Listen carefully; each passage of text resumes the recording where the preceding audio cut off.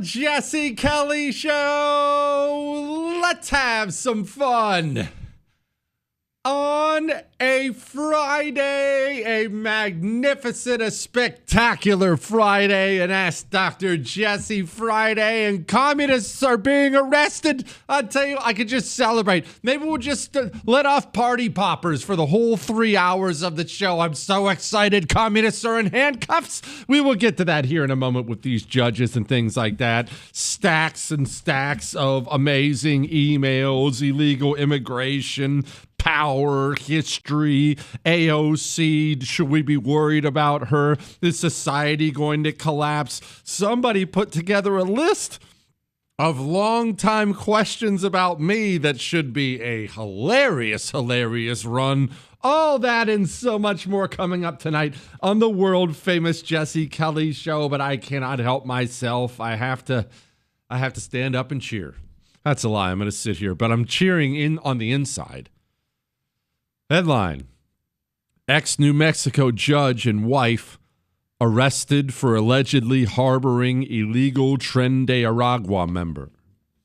Headline: Judge Hannah Dugan arrested by the FBI for allegedly helping undocumented immigrant evade arrest. Look, I can and I will here in a few minutes kind of recap a little bit about what we talked about yesterday about how in the world could this happen? Why could this happen, right? That's the bad part of it. We'll get to the bad part in a minute. Forget about that for a second. This is really good. I know what you're yelling right now, and I have the same feelings inside of me. It's not enough. This is just the start. This is a tiny beginning. You're correct. You are correct. But I believe it is important to praise when good changes are happening. You know, when there's somebody who's super fat, way out of shape, and they wake up one morning, skip the donuts, and go for a little walk. Half a mile, not even a mile. Half a mile walk around the block. It's tempting for the person who stays in shape to be all, okay, what do you want me to praise you for half mile? Congratulations, you skipped the donuts, one meal. Very tempting for super in shape girl, super in shape guy to say that. No. Praise when improvement begins. If you're a drunk, maybe an addict of some kind, booze, pills, something like that, it's all the time, every day, fifth of whiskey, and you go a night without it, but you're getting back into the bottle tonight. Praise anyway. A night may not be a big deal for you who doesn't struggle. It is for them. In the United States of America, we have had a system of government for quite some time that is unsustainable and will destroy our country. And that system of government is one that protects people in the government, protects criminals inside of the government. You have had to historically do something completely ridiculous and outlandish, like Bob Menendez getting caught with a case full of Egyptian gold bars. You essentially have to do that to get in trouble when you are part of the system. Judges don't get arrested by the FBI in this country. You do. If you happen to saunter through the Capitol on January 6th, they'll hunt you down like a dog. Maybe murder you in the process. But judges? No. They're part of the protected class. That's how it's always been. You wake up this morning, 2 sets of judges in handcuffs is something to celebrate. It's something to cheer for. This is me, King Cynic Jesse. I know where we're at and where we're going. You and I talk about it all the time. This is something good. I know it's just the start. I get it. I know it's not even the tip of the iceberg. This doesn't even count as just the tip. It's the tip of the tip. But it's something. It's more than we had yesterday, isn't it? Be happy about it. And part of the reason I've cried out for government criminals to be arrested is the example it sets. That's why it's important. That's part of why it's so important to punish criminals in your society in some way.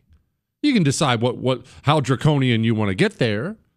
From pulling their fingernails out to putting them on probation, but it's important to punish criminals, especially government criminals, because it sends a message to the other criminals in the government that they should be wary. They should be careful. Maybe even stop your crimes.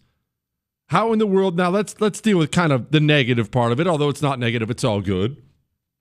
Let's just deal with the insanity of these allegations. The first one is the one out of New Mexico.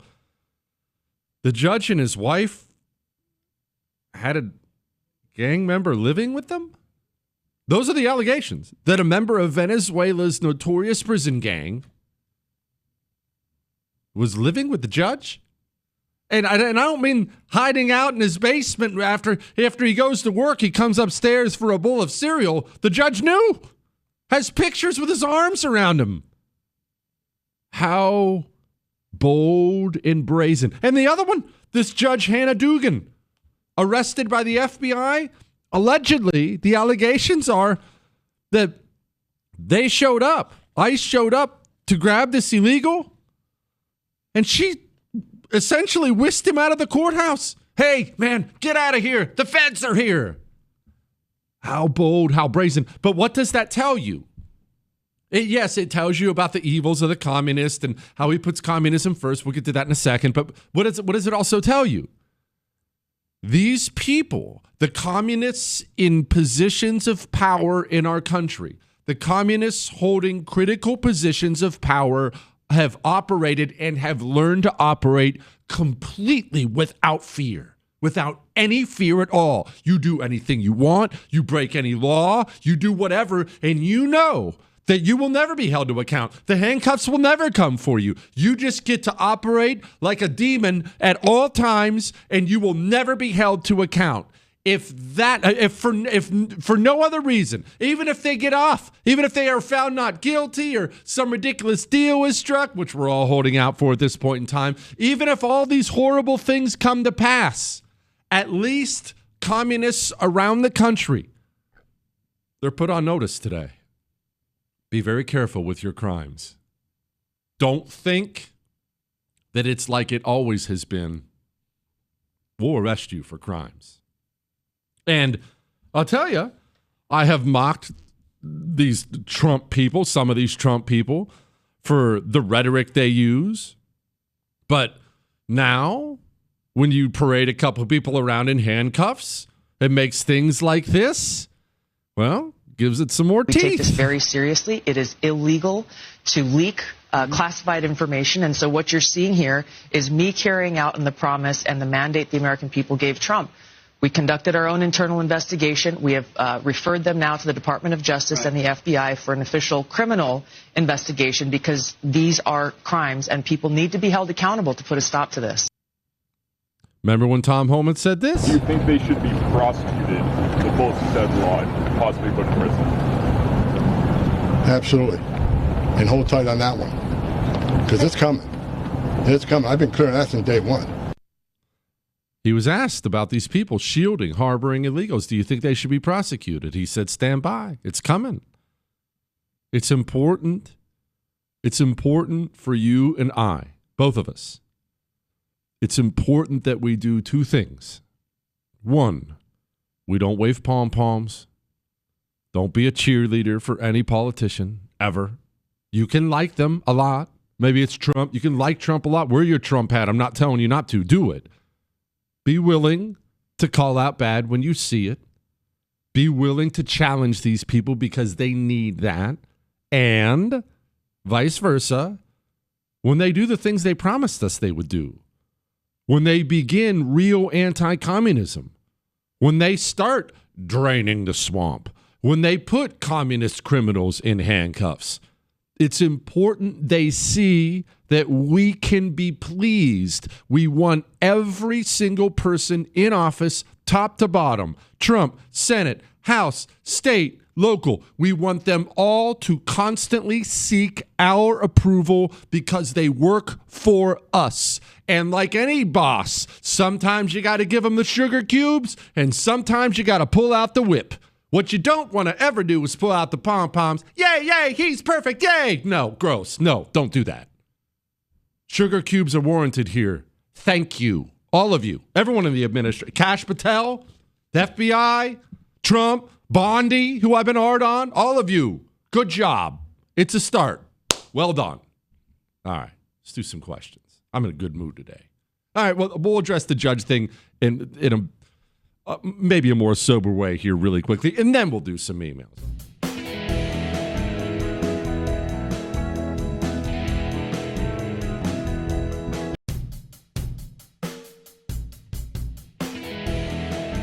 It is the Jesse Kelly Show on a fantastic Friday, an Ask Dr. Jesse Friday programming note. I know I've been promising you the extra chapter of the Anti-Communist Manifesto that I will get to you for free. I'm not going to make anybody pay for it. I didn't get it in the book.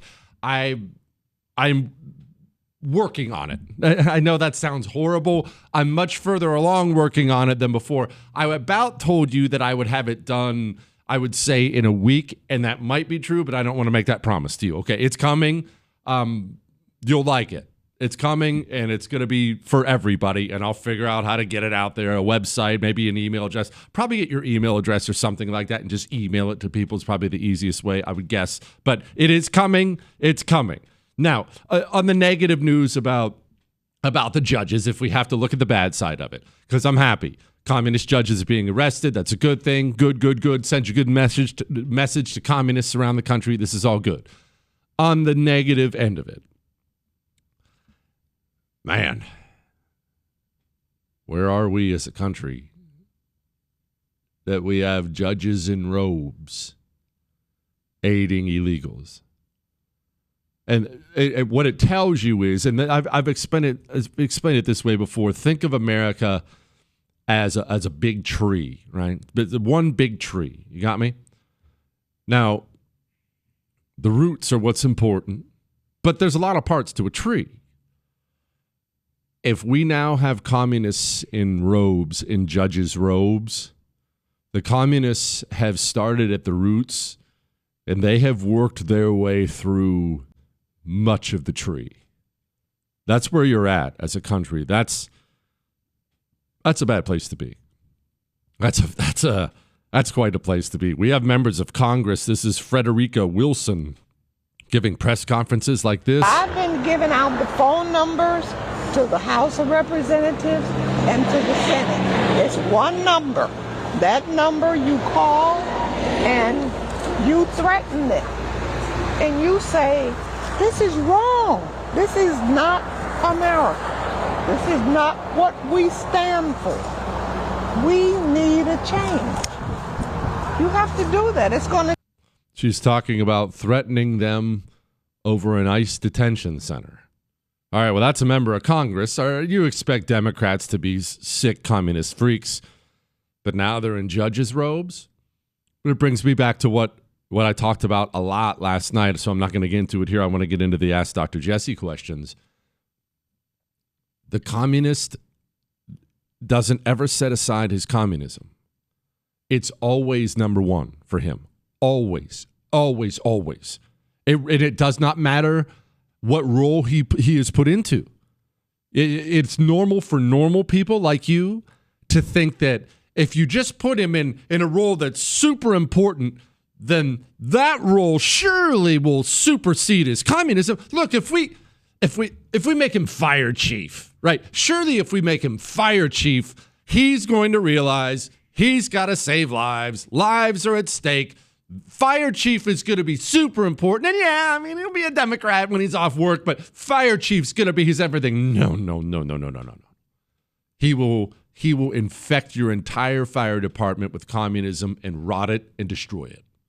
Well, what if we make him a general? Put him a lot of ribbons and medals, and we'll make him chief of staff. He's never going to set anything aside to be a general. That's not how it works. Well, and this is, you've heard me say before that young women turn communist when they go to college and young men turn communist when they marry one. Why does that happen?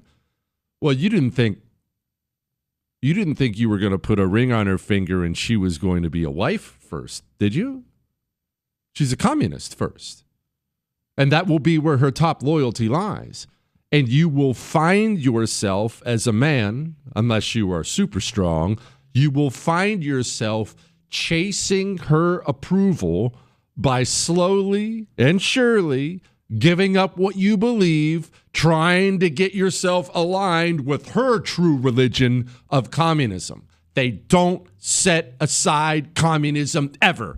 Whether they're film producers or radio hosts or generals or wives or whatever they are, they're always communists first. You look at a judge and you say to yourself, wait a minute, you brought a member of a prison gang into your home with your wife. The dude's married. He brought a prison gang member in his home with his wife. And you say to yourself, how could, you're a judge. He's not a judge first. A judge is one of his roles, all right? It's maybe number 2, maybe number 3 in his life. He's a communist first. This particular judge, I'm sure, committed to the open borders, the mass importation of foreigners. That is his top priority.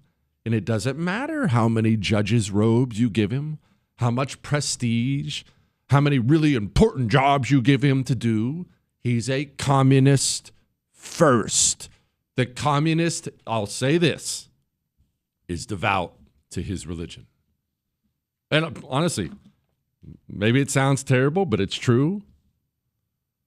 I wish we all, myself included, were as devout about our beliefs as the communist is about his. He doesn't ever set aside his communism. Ever. His religion never gets put on the back burner. It's always on the front. All right. Time. Emails.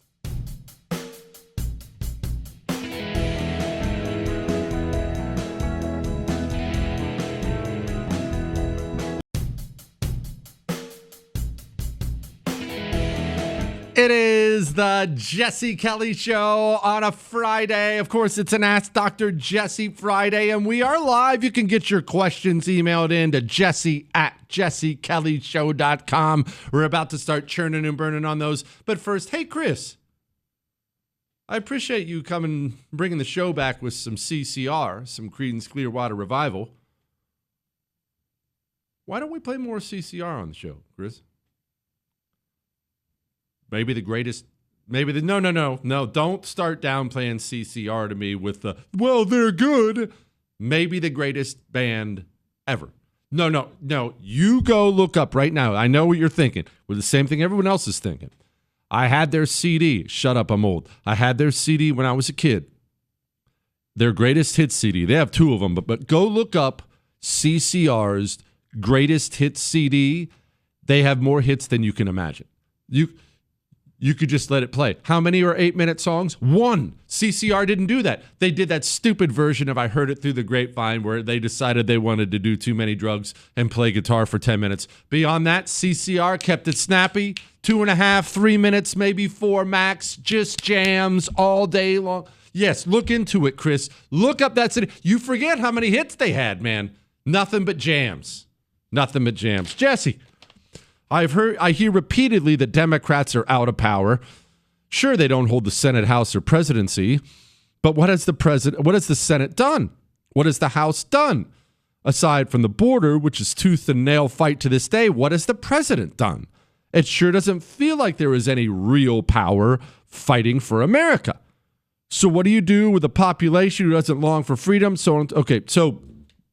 Well, let's talk about this. We keep saying they're out of power. We're hearing they're out of power. I'm sure I've said it. I'm sure they're out of power because they don't have the House, Senate, or presidency. But you look around and you don't see rapid changes on your behalf. Okay, first, let's give some more credit where it's due. Maybe I'm just in a great mood today. Trump did secure the border almost immediately. The massive influx of foreigners has stopped. That not only would not have happened if this country had elected Dome, I think we all understand she would have found a way to increase the importation of foreigners to ensure they would never, ever lose another election again. The border got secured immediately.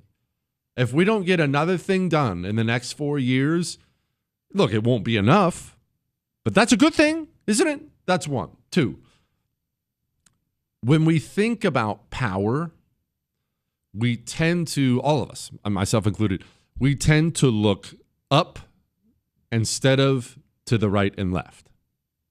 It's human nature. Power is up, right? And what I mean by that is when we think about power here in America, well, that's clearly in Washington, D.C., right? With all the marble, the fancy buildings, all the security, the armored vehicles. Surely it's in the White House. It's in the Senate.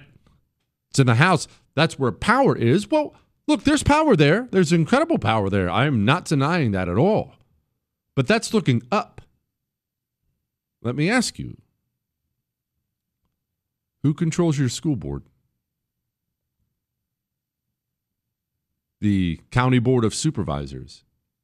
Who's on your County Board of Supervisors? What are their beliefs? Your city council. You know what? Forget that. Maybe that's even too local for many people. Your state senator. Your state rep in the state house. How they doing? Have you met them? They're always about town. They're in your area. They have meetings all the time. Did you go to the last one? I'm not indicting you because this is part of all of our wake-up process here. But it's actually worse than that, too. Who are the teachers in your child's school? That's power. Who's your pastor? What does your pastor believe? That's power. It's a critical position of influence in society. Or, sorry, Chris, your rabbi. What does he believe? But these are critical positions of power, influence in society. Power is not only found in Washington, D.C., and the House, Senate, and the presidency. Power, especially in our country, is spread throughout the country, not only in government roles either, in non-government roles. Critical positions of power have been taken over by communists through years and years and years of their activism and infiltration. Yes, we have the House, we have the Senate, we have the presidency, we have these things. But, I mean, honestly, it's a great example. Glad you brought it up. Trump keeps getting roadblocks put in front of him. You have to fund DEI. You can't fund these government employees, or you can't fire these government employees. You're not allowed to deport Tren de Aragua. Judge. We look at the House, Senate, and presidency, but that isn't where all the power lies in our country. Communists have spent years filling up the courts with judges who will bring in prison gang members into their homes. They've spent years ensuring power is spread throughout. And they do that for a variety of reasons. But one of the main reasons they do it is what you see right now. When they have to retreat to secondary lines when the first line is overrun, when you lose the presidency. So now you're not in control of that anymore. You're not completely lost. You simply retreat to the next trench back. Okay, we don't have the House. Okay, we can't impeach Trump. We can't impeach Trump. That sucks. All right, we don't have the Senate. All right, so we're not going to be in total control of the judiciary and the judges that get through. Okay, that sucks. All right, we don't have the president. So we're going to lose a lot of power there. Okay, all that sucks. But all is not lost because we control this, and this. We have this judge. We have the school board. We have that. We have this. We have that. I mean, listen. Look at it. Listen to this. An unbelievable story. This is out of Washington State. Listen to this. Washington State's Covenant Homeownership Program provides down payment and closing cost assistance for lower-income, first-time home buyers. Lawmakers created the program to address the disproportionate impacts of racial redlining in Washington State. House Bill 1696 modifies the program by adjusting the area median income threshold for program eligibility, introducing loan forgiveness, and modifying the Oversight Committee membership. This modification will create more opportunities to close the racial homeownership gap, which is a very important goal for all of us here in Washington State. In the state of Washington, they just they're putting in a system where non-white first-time home buyers get a $120,000 forgivable loan.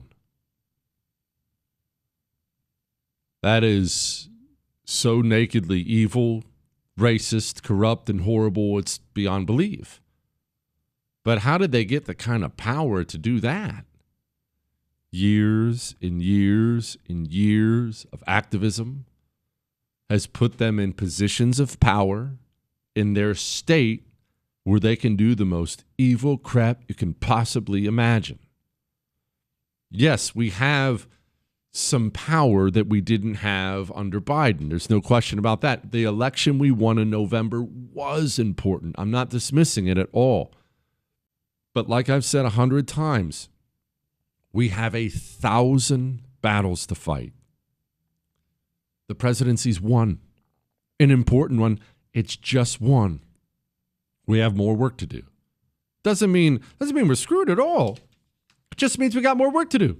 Okay, so we tidied things up. We got a haircut and a shave. We're looking all right, but okay, we still got 20, 30 extra pounds. We got to hit the gym now. It's fine. You've started. We got more work to do. That's it. All right. AOC is somebody we do have to discuss because there are rumors flying around about AOC. We'll get to that in a moment.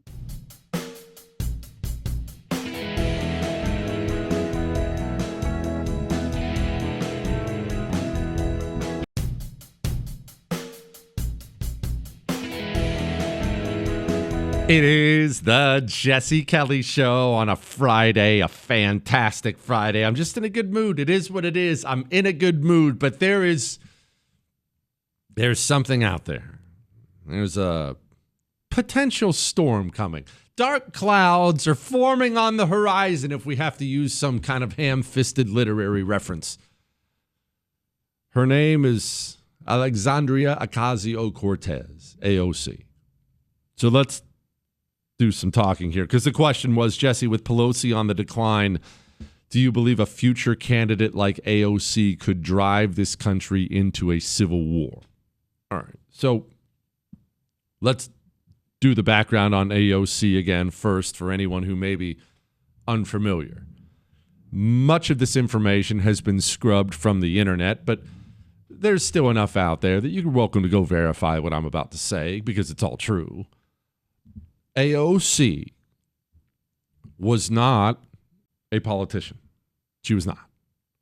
AOC was an actress and a dancer. Everyone says she was a bartender, but she was doing that thing that so many people do in Hollywood and New York and other places. You tend bar trying to pay the bills and while you're trying to make it, right? There's actually a music video out there that I've seen of AOC, a young AOC, I would guess in her 20s, dancing on a rooftop or something. Very clearly an actress in it. Chris, that's enough. It wasn't the worst video I've ever... Anyway, it's AOC. It's very appropriate, right? But she's clearly trying to be a dancer, a star, an actor, whatever. Okay, that's who AOC was.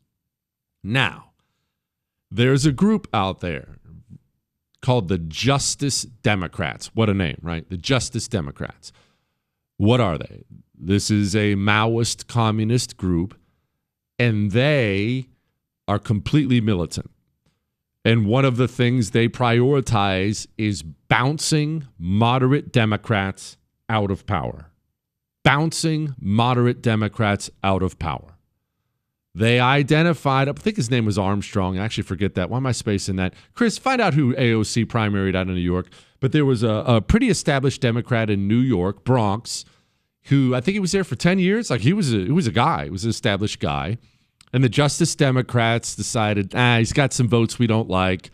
We gotta bounce him out. Well, how do you do that? They had auditions.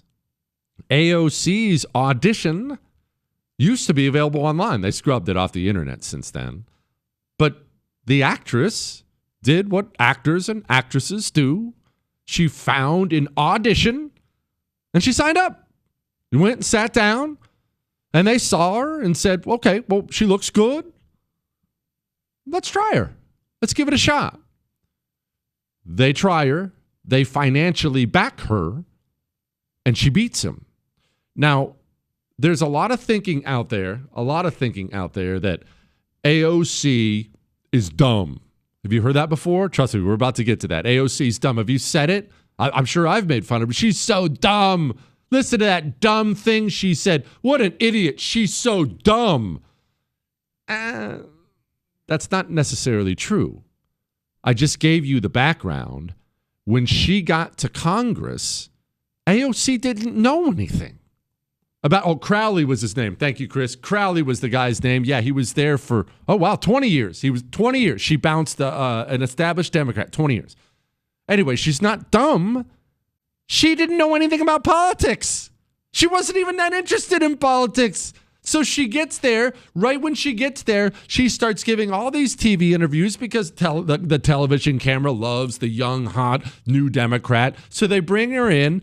And she sounds like a complete and utter moron right when she gets there. Doesn't know anything about what she's talking about. And now the right just thinks, look at this idiot. What an idiot. Not an idiot. She was simply somebody who didn't know what she was talking about at first. But slowly and surely, AOC has proven, I don't know about intelligent. I can't say that. I don't know her. But she's proven to be wily. It's a great word for her, wily. Here's what I mean by that. AOC right away joined with the squad. You know, the Ilhan Omars and Rashida Tlaibs, the young, hardcore communist Democrats. They kind of formed up a group right away in the Democrat Party. And they're going to pull the party to the left. And almost immediately, they started chirping at Queen Bee, Nancy Pelosi. Now, Nancy Pelosi's been the most powerful person in Washington, D.C. for a very long time for a reason. Nancy Pelosi had a little sit down with AOC. We know this. It's all documented. AOC straightened up. Oh, yeah, no. She still knows enough and says enough to toss little communist morsels to her communist base. But did you notice that the Jamal Bowmans of the world are not in Congress anymore? Cori Bush isn't in Congress anymore. Ilhan Omar, as a matter of fact, had a very legitimate primary challenge. I don't know how much longer she's going to last. But AOC isn't getting these challenges. AOC looks to be in maybe the safest seat in the United States of America. Why? Because she's clever and she's wily, and she figured out how to play the game. She figured out how to speak to her insane communist base while at the same time playing patty cake, playing nice with establishment Democrats, making sure they knew she wasn't threatening them. I could play you the speech now. Chris, don't dig it up. I don't need it. Of her on stage with Joe Biden.